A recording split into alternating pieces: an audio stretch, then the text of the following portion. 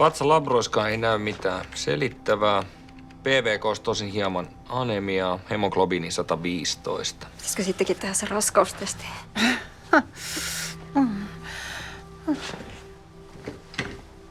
No onko sulla ollut yhdyntöä?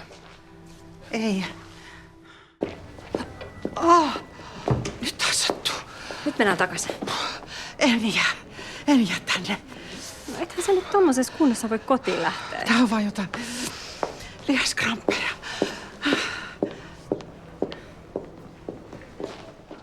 Mut sullahan ei ollut miestä.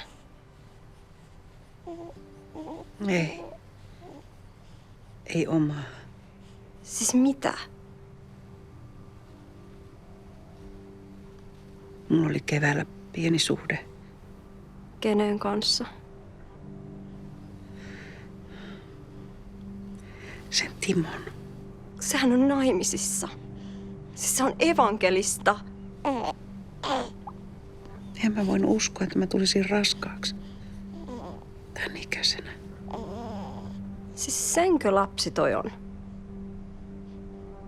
Siis mä en ymmärrä enää mitään. Mä en voinut puhua siitä.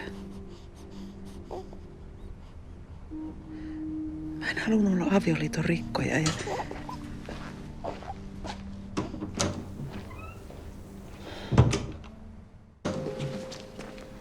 Anteeksi, häiritsenkö mä?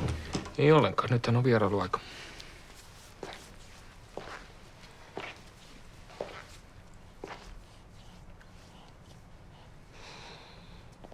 Mä en saa tuomita sua.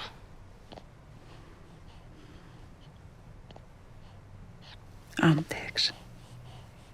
Mun olisi pitänyt sulle sanoa. Mä yritinkin. Monta kertaa. Mutta en mä pystynyt. Sä oot kuitenkin mun paras ystävä.